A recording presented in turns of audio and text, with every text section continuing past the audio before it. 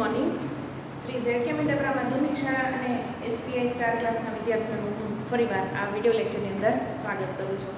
વિદ્યાર્થી મિત્રો, આપણે છેલ્લા લેક્ચરમાં ફંક્શન્સ જોતા હતા. આપણે 7-8 જેટલા ફંક્શન્સ જોયા હતા. હવે આજે આપણે આગળના ફંક્શન જોવાના છે. આગળના ફંક્શનની અંદર છે આપણે સૌથી પહેલું આપણને શું જોવાનું છે તો કે પોસિબિલિટી. પોસિબિલિટી એટલે શક્યતા.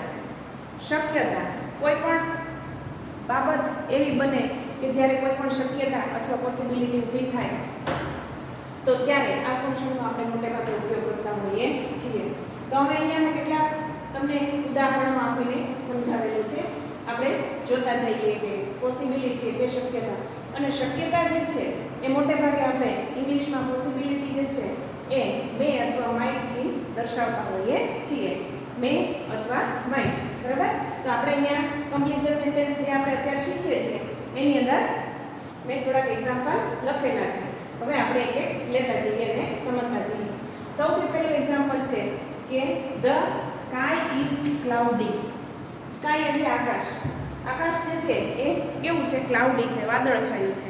ઘણીવાર આપણે ચોમાસાનો સમય હોય તો આપણે એમ કહેતા હોઈએ કે આજે ખૂબ વાદળછાયું વાતાવરણ છે, બરાબર, આજે કદાચ વરસાદ આવશે, એમ આપણે બોલતા હોઈએ છીએ. તો એ શું છે કે આજે વાદળછાયું વાતાવરણ છે, આજે કદાચ વરસાદ આવશે. તો એ શું છે તો કે એ પોસિબિલિટી થઈ, શક્યતા થઈ, કદાચ આવે, બરાબર. તો એને આપણે મેથી કઈ રીતે લખી શકીએ એ હવે આપણે લખીએ. The sky is cloudy, it may rain today. આજે કદાચ વરસાદ આવી શકે, કદાચ આવી શકે. જો આવશે જ તે એવું જરૂરી નથી. આપણે માત્ર અત્યારે શક્યતા બતાવીએ છીએ. પોસિબિલિટી, શક્યતા છે, કદાચ આવે અને નો પણ આવે, બરાબર. The sky is cloudy, it may rain today, બરાબર. બીજું સેન્ટેન્સ જોઈ લઈએ.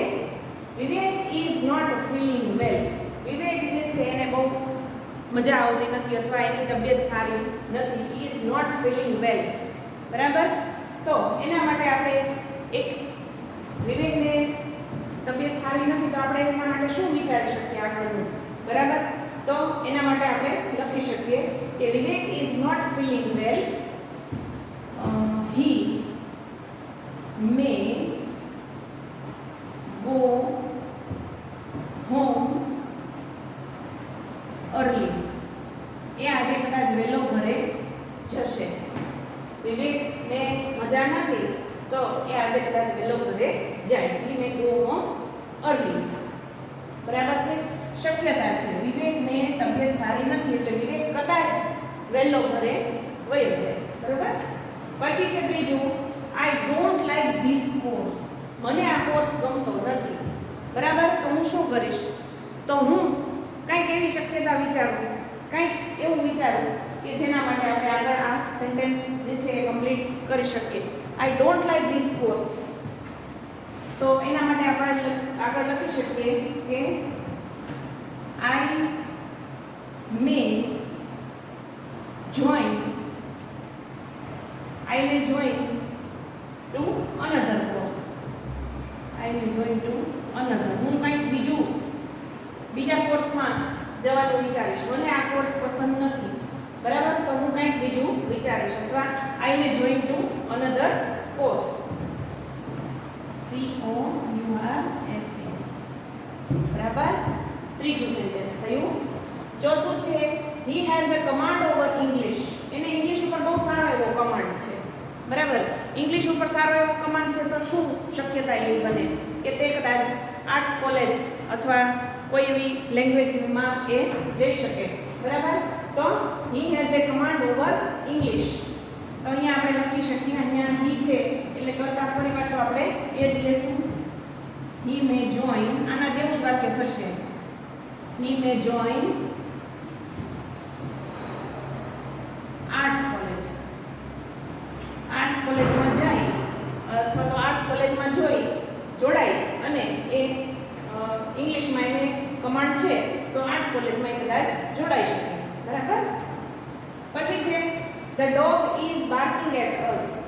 જો આપણે જતા હોઈએ રસ્તામાં કૂતરો ભસતો હોય તો આપણને તરત જ એવી શક્યતા દેખાય કે ક્યાંક આપણને કરડી ન જાય એમ. તો dog is barking at us, it may bite us. કદાચ આપણને કરડી જાય.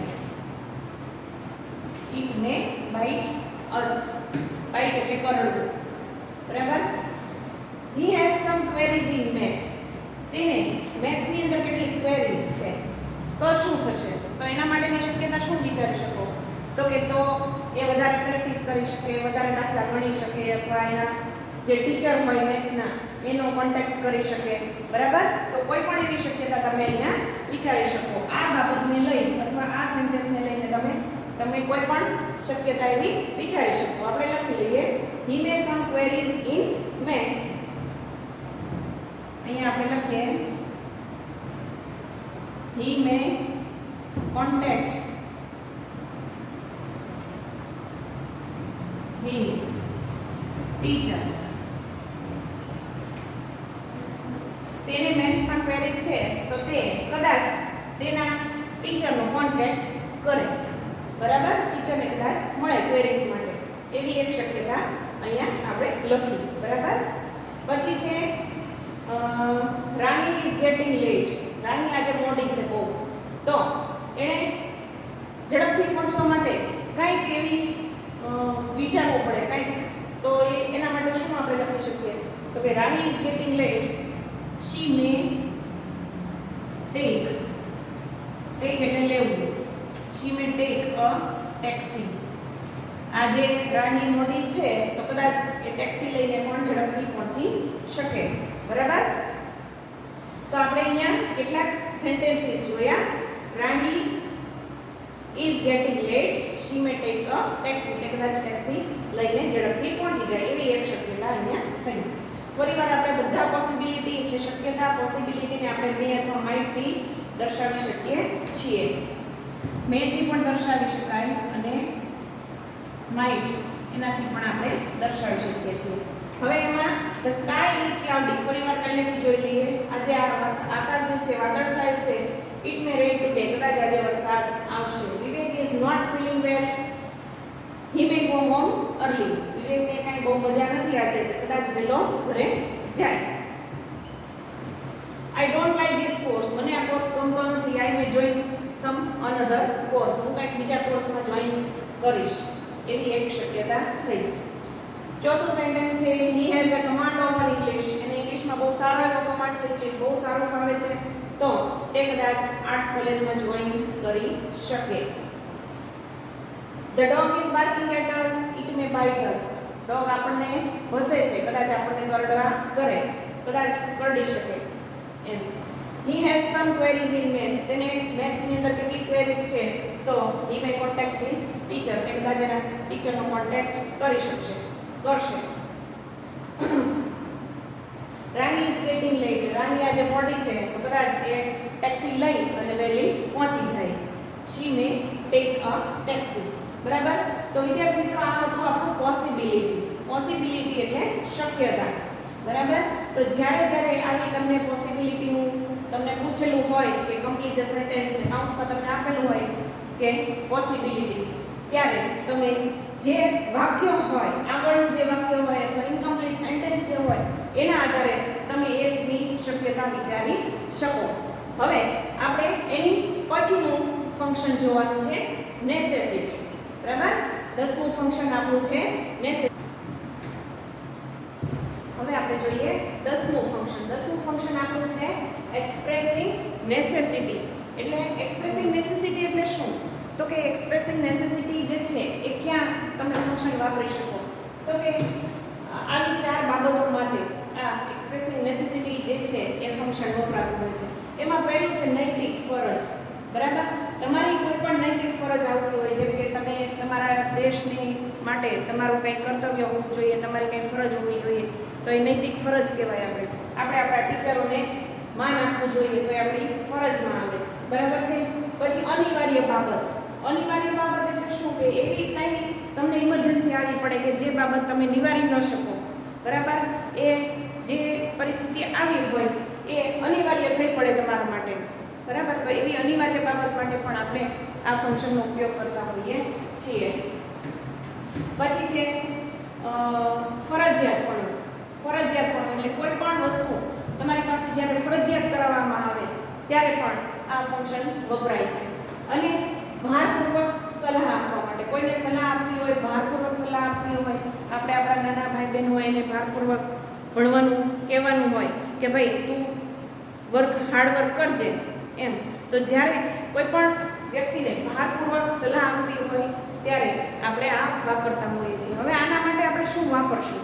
બરાબર, તો કે એક્સપ્રેસિંગ નેસેસિટી એટલે કે ફરજિયાતપણું જ્યારે દર્શાવવાનું હોય ત્યારે તમે have to, has to, must આવા શબ્દો જે છે એ વાપરી શકો છો. હેઝ ટુ એટલે you has to, you have to, અને એકવચન હોય હી તો આપણે હેઝ ટુ વાપરશું. અને હેવ ટુ જે છે એના બદલે આપણે મસ્ટ પણ વાપરી શકીએ છીએ. હેવ ટુ અને મસ્ટ બે આપણે એમાંથી કોઈ પણ વાપરી શકતા હોઈએ છીએ. બરાબર છે? તો અહીંયા કેટલાક મેં વાક્યો લખ્યા છે. હવે આપણે એ સેન્ટેન્સીસ જે છે એ કમ્પ્લીટ કરીએ. બરાબર, એમાં પહેલું છે આઈ મસ્ટ. બરાબર, હવે આઈ મસ્ટ એટલે મારે આમ કરવું જ પડશે. શું કરવું પડશે? તો એના માટે તમે કોઈ પણ એક વાક્ય વિચારી શકો. તો કે આઈ મસ્ટ લખીએ આપણે, I must tell everything. I must tell everything to my mother. મારે મારી મમ્મીને બધી વાત કરવી જ પડશે.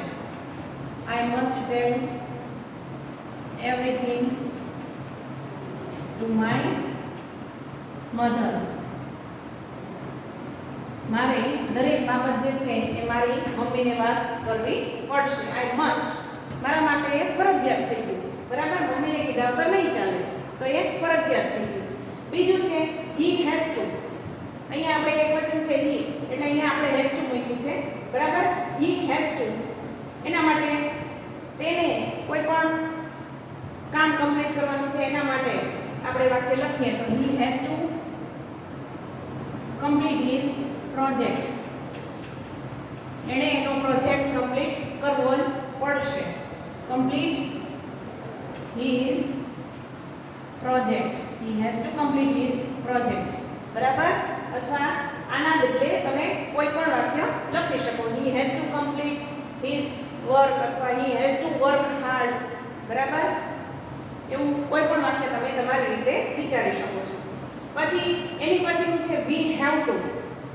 આપણી વાત કરી છે કે આપણે શું કરવું જોઈએ. તો કે we have to આપણે લખીએ we have to respect our national flag.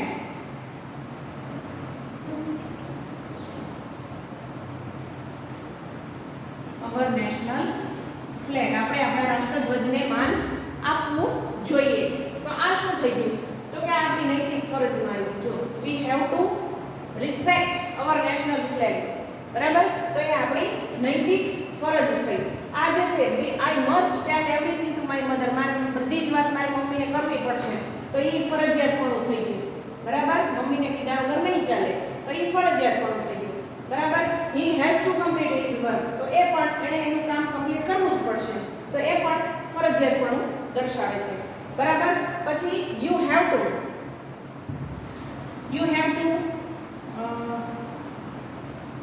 drive slowly your car. તમારે તમારી કાર સ્લોલી ચલાવવી પડશે. તો આ જે છે એ શું થયું? you have to drive your car slowly. તમે ગાડી લઈને નીકળો અને તમારા કોઈ વડીલ કે તમારા મમ્મી પપ્પા મોટા ભાઈ કોઈ સલાહ આપે તમને, બરાબર, કે ભાઈ ધીમે જ ચલાવવાની છે. બરાબર, તો એ છે ભારપૂર્વક સલાહ. ભારપૂર્વક સલાહ આપવા માટે આપણે હેવ ટુ નો ઉપયોગ કરી શકીએ. હેવ ટુ ની બદલે મસ્ટ પણ આપણે લખી શકીએ છીએ. પછી યુ હેવ ટુ આપણે બીજું એક વાક્ય લખીએ. અહીંયા પણ ભારપૂર્વક સલાહ માટેનું એક બીજું વાક્ય આપણે લખી શકીએ કે you have two work hard to get good marks.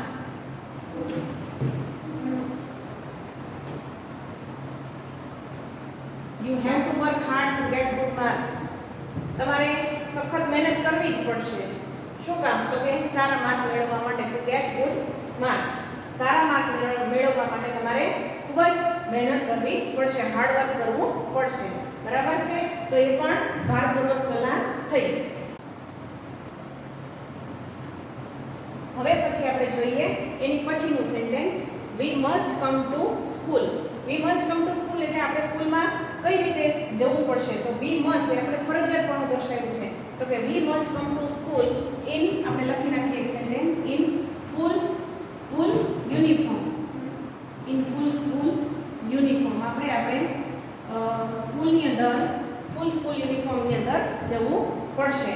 Full school યુનિફોર્મમાં તમે ન જાઓ તો ન ચાલે. એટલે એ બાબત જે છે તમારા માટે ફરજિયાતપણું થઈ ગયું અથવા અનિવાર્ય બની ગઈ. બરાબર? પછી છે હી મસ્ટ રીચ.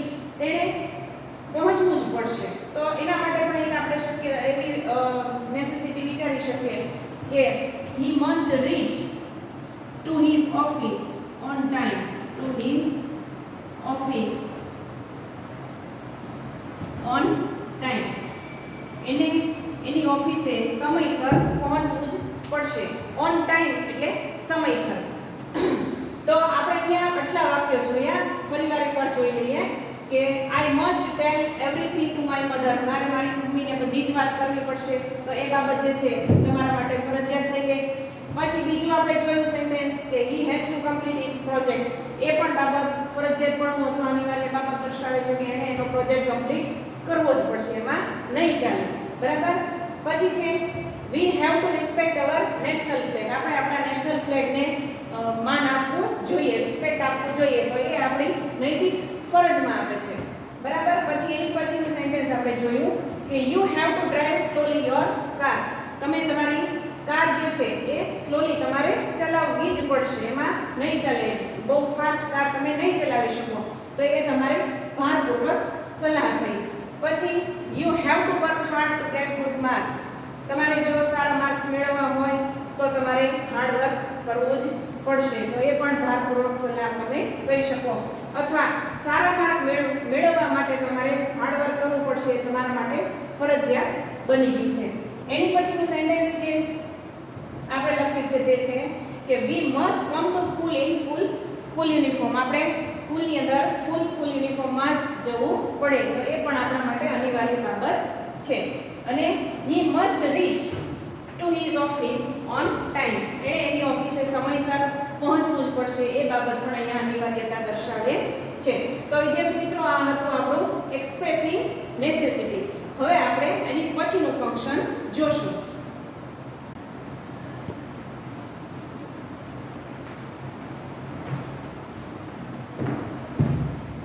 આપણું 11મું ફંક્શન છે પરમિશન. પરમિશન એટલે રજા અથવા મંજૂરી અથવા પરવાનગી. કોઈ પણ વ્યક્તિ પાસેથી તમારે પરવાનગી માંગવી હોય તો તમે આ ફંક્શનનો ઉપયોગ કરી શકો છો. હવે આ ફંક્શનની અંદર તમે કઈ રીતે રજા મંજૂરી કે પરવાનગી તમે કોઈની પાસેથી માંગી શકો? તો એના માટે આપણે અહીંયા મેં લખેલું છે કે કેન આઈ.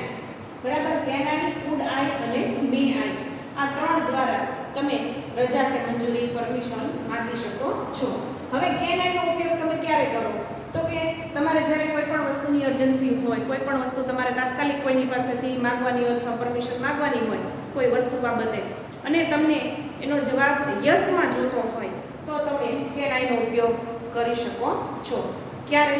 તો કે જ્યારે કોઈ પણ બાબતની તમારે અર્જન્સી હોય મંજૂરી મેળવવા માટેની, અને તમારે મંજૂરીનો જવાબ યસમાં જોતો હોય, હામાં જોતો હોય, તો તમે કેન આઈથી પ્રશ્ન પૂછી શકો. આપણે અહીંયા એની સમજૂતી લખી નાખીએ કે કેન આઈથી પ્રશ્ન ક્યારે પૂછાય?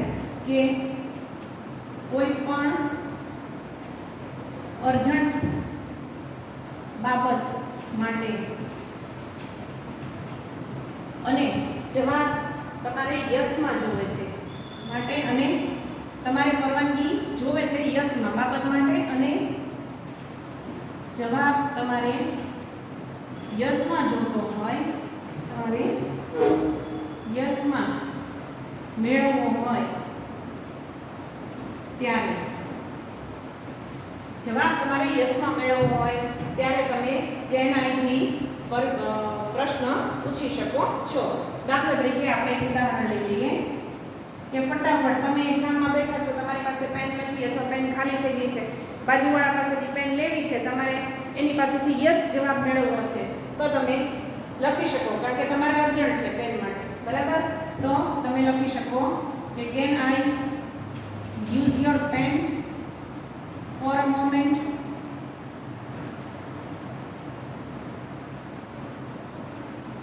For a moment.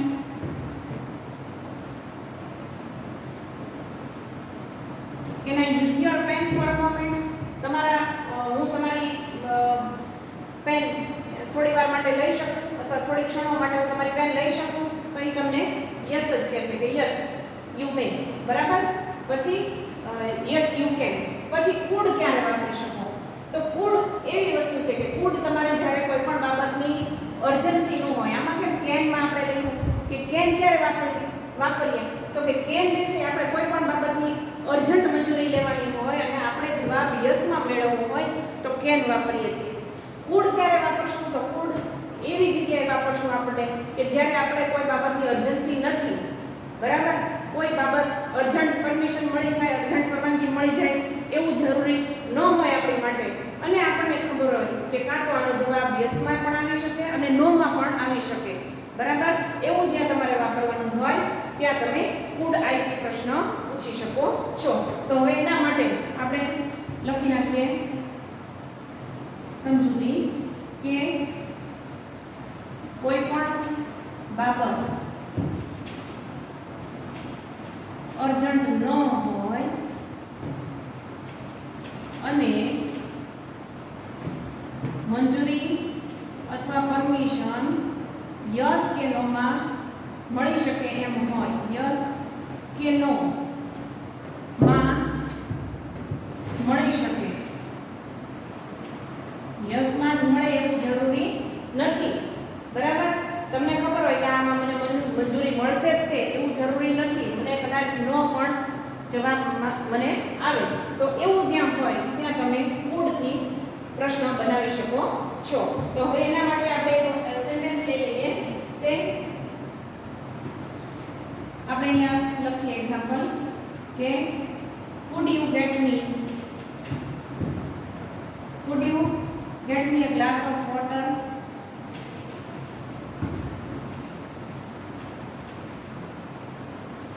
મને એક ગ્લાસ પાણી મળી શકશે, બરાબર? તો આવી રીતે તમને હા અથવા નામાં પણ જવાબ મળે. આ તો ખાલી ઉદાહરણ જ છે, ગ્લાસ ઓફ વોટર, બરાબર? આ તો માત્ર ઉદાહરણ માટે આપણે લખ્યું છે. એટલે બે બાબત આપણે જોઈ કે કેન ક્યારે વાપરીએ? તો કે કોઈ પણ અર્જન્ટ બાબત માટે તમારે મંજૂરી મેળવવી હોય, પરમિશન મેળવવી હોય અને તમને એવી અપેક્ષા હોય કે આનો જવાબ મને યસમાં મળી જાય ત્યારે, અથવા તો યસમાં તમારે મેળવવો હોય ત્યારે તમે કેનથી પ્રશ્ન પૂછી શકો છો. એના માટેનું આપણે એક એક્ઝામ્પલ લખ્યું કે can I use your pen for a moment? તમારી એક ક્ષણ માટે અથવા થોડી વાર માટે હું તમારી પેન લઉં તો તમને એનો જવાબ યસમાં જ મળવાનો છે, કોઈ ના નહીં પડે તમને, બરાબર? તો એનો જવાબ તમને યસમાં જ મળશે કે યસ યુ કેન. બીજું આપણે જોઈએ કુડ ક્યારે વાપરી શકીએ?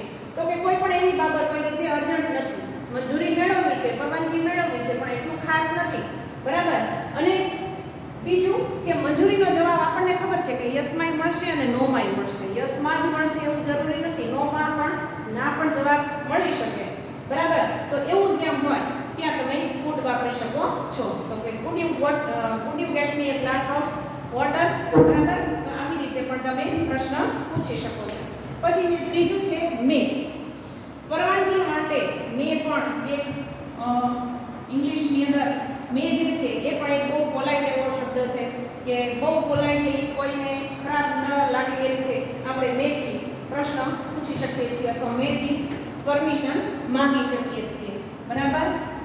તો એના માટે આપણે મે દ્વારા મંજૂરી અથવા પરમિશન, મંજૂરી અથવા પરવાનગી. હવે એ તમે કઈ રીતે લખી શકો?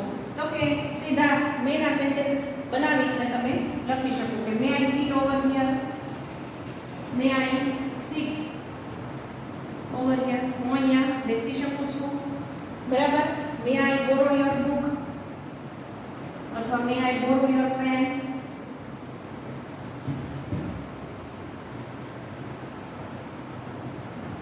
મે I borrow your pen, may I go out, હું બહાર જઈ શકું છું, મે આઈ ગો આઉટ. આવા કોઈ પણ વાક્યો જે છે એ તમે મે થી બનાવી શકો છો. મે જે છે ઇંગ્લિશ માટે બહુ પોલાઇટલી આપણે યુઝ કરી શકીએ છીએ એવો એક વર્ડ છે મે. બરાબર? તો કે may I sit over here, હું અહીંયા બેસી શકું છું, may I borrow your pen, may I go out. તો આપણે કેન આઈ, કુડ આઈ અને મે આઈ થી આપણે ત્રણ રીતે કેન આઈ, કુડ આઈ અને મે આઈ થી આપણે રજા કે પરવાનગી માંગવા માટેના વાક્યો ઉદાહરણો જોયા. હવે ચોથું જે છે એ કઈ રીતે તમે પ્રશ્ન બનાવી શકો અથવા મંજૂરી લઈ શકો? તો કે એવી વ્યક્તિ, ક્યારેક કોઈ એવી વ્યક્તિ પણ હોય કે જેને તમે બહુ જાણતા નથી, જેને તમે બહુ ઓળખતા નથી અને તેમ છતાં એની પાસેથી તમારે પરમિશન લેવાની છે. એ વ્યક્તિ ખાસ તમારા પરિચયમાં નથી, તેમ છતાં એની પાસેથી કંઈક તમારે પરમિશન લેવાની હોય તો એના માટે તમે કઈ રીતે લખી શકો? તો એના માટે આપણે લખીએ કે અહીંયા આપણે લખી શકીએ કે કોઈ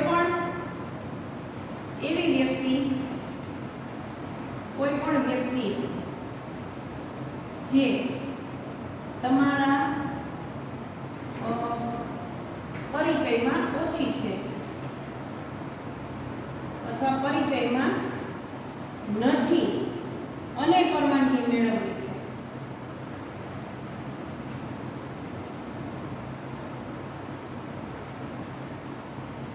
વ્યક્તિ તમને ઓળખતી નથી અથવા તમે વ્યક્તિને ઓળખતા નથી અને તમારે પરવાનગી મેળવવી છે, તો એના માટે તમે શું કરી શકો? તો એના માટે એની પાસેથી તમે પરવાનગી કઈ રીતે લઈ શકો? તો એના માટેનું પણ આપણે એક સેન્ટેન્સ અહીં લખી દઈએ કે is it all right, is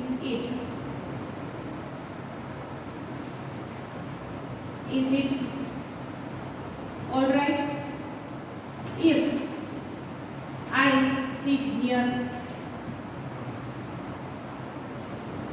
Is it alright if I sit here? હું અહીંયા બેસું તો તમને કઈ વાંધો નથી ને? એવી વ્યક્તિ કે જેને તમે ઓળખતા નથી, બરાબર? અજાણી વ્યક્તિ. એના માટેનું આપણે બીજું સેન્ટેન્સ લખી દઈએ કે ડુ યુ માઇન્ડ. જો ડુ થી પણ તમે અહીંયા આપણે ઇઝ ઇટ થી પ્રશ્ન બનાવ્યો છે, પણ આનો આ પ્રશ્ન તમે ડુ થી પણ બનાવી શકો છો કે ડુ યુ માઇન્ડ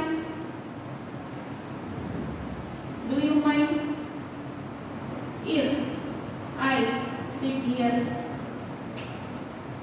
હું અહીંયા બેસું તો તમને કોઈ પ્રોબ્લેમ નથી ને, કોઈ વાંધો નથી ને?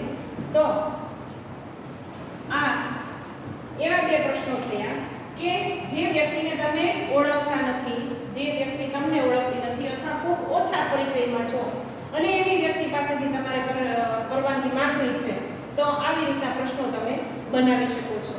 બરાબર છે? ફરી એકવાર આપણે રિવિઝન કરી લઈએ. પરમિશન એટલે રજા અથવા પરવાનગી. કેન આઈ, કુડ આઈ અને મે આઈ થી તમે પ્રશ્નો બનાવી શકો છો અથવા તો પરમિશન કોઈ વ્યક્તિની લઈ શકો છો. બરાબર? હવે એમાં પહેલું આપણે જોયું કેન આઈ, કે એવી કોઈ પણ અર્જન્ટ બાબત તમારા માટે આવી પડી હોય અને તમારે પરમિશન લેવાની જરૂરિયાત આવી પડી હોય અને તમારે જો જવાબ એનો યસમાં મેળવવો હોય તો તમે કેન આઈ નો ઉપયોગ કરી શકો છો. જેમાં આપણે સેન્ટેન્સ અહીંયા બનાવ્યું છે કે can I use your pen for a moment? તો તમને અચૂક જવાબ યસમાં જ મળે કે હા, ત્યારે તમે મારી પેન વાપરો.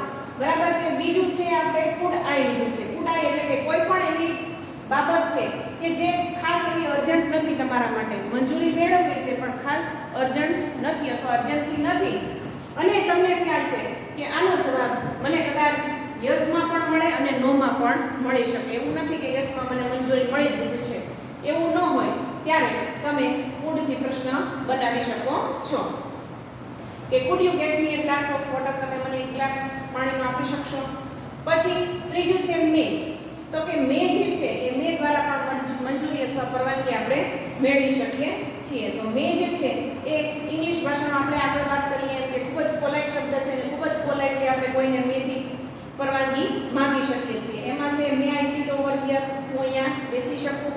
મે આઈ બોરો યોર પેન? હું તમારી પેન લઈ શકું. મે આઈ ગો આઉટ? હું બહાર જઈ શકું? વગેરે એવા કોઈ પણ પ્રશ્નો તમે મેથી પણ બનાવી શકો છો. અને ચોથી બાબત આપણે જે જોઈ તે છે કે કોઈ તમારા પરિચયમાં નથી અને જે તમને ઓળખતી નથી અથવા તમે એના પરિચયમાં નથી અને તમારે એની પાસેથી પરવાનગી લેવી છે, તો એવી બાબત જ્યાં તમારી પાસે આવે ત્યાં તમે કઈ રીતે પ્રશ્ન પૂછી શકો? તો કે is it all right if I sit here? તમારે કોઈ અજાણી વ્યક્તિની બાજુમાં બેસવાનું થાય તો તમે એને પૂછી શકો કે is it all right if I sit here? હું અહીંયા બેસું તો તમને કઈ વાંધો નથી ને? બરાબર. એનો એ પ્રશ્ન તમે ડુ થી પણ પૂછી શકો છો કે do you mind if I sit here? તમને કઈ વાંધો નથી ને હું અહીંયા બેસું તો? એટલે આ રીતે પણ તમે પ્રશ્ન બનાવી શકશો. આ રીતે તમે પ્રશ્ન બનાવશો તો અજાણી વ્યક્તિ હશે જે તમારા પરિચયમાં નથી એ તરત તમને યસ ઓફ કોર્સ અથવા yes you can, yes you may એવા કોઈ પણ જવાબ તમને આપી શકશે. તો વિદ્યાર્થી મિત્રો, આપણે આ જોયું ફંક્શન પરમિશનનું. પરમિશન એટલે રજા અથવા પરવાનગી. બરાબર છે. તો આજે આપણે આ 3 ફંક્શનો અહીંયા પૂરા કર્યા. હવે પછી આપણે આગળ ફરી મળીશું બીજા લેક્ચરની અંદર. Thank you.